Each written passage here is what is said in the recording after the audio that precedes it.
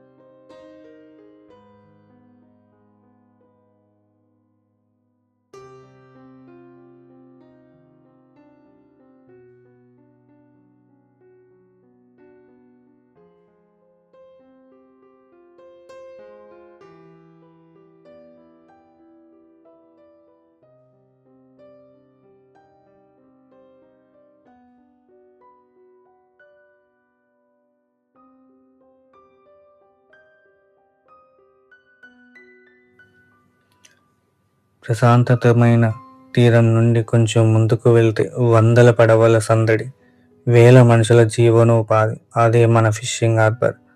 ఆకాశం నుండి చూస్తుంటే రంగురంగుల పడవలు సాగర గర్భంలో పేర్చిన ముత్యాల్లా ఉన్నాయి కదూ.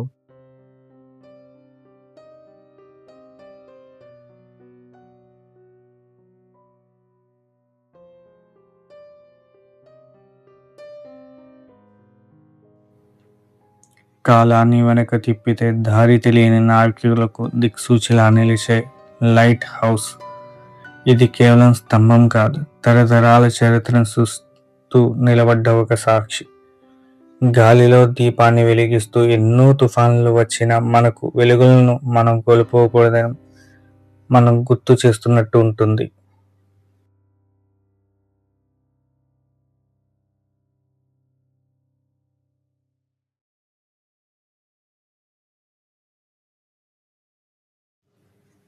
సాగరం దాటి కొంచెం లోపలికి వస్తే కొండల మధ్య ఒక అద్భుతమైన పచ్చని మైదానం.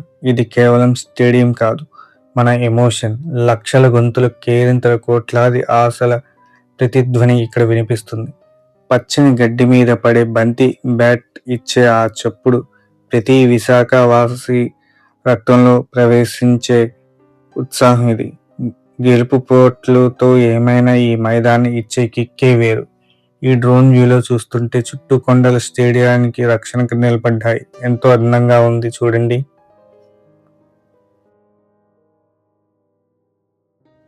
అలలు చూసాం, హార్బర్ చూసాం, ఇప్పుడు ఆకాశ మార్గాన కైలాసగిరి.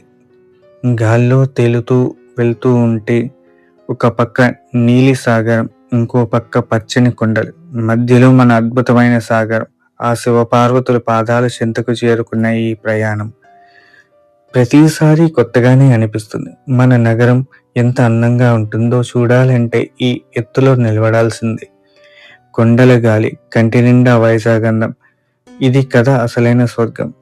ఈ నగరాన్ని ప్రేమిస్తూ కొద్దిగా మళ్ళీ మళ్ళీ పుట్టాలనిపిస్తుంది. ఇక్కడే ఈ సాగర తీరాల్లోనే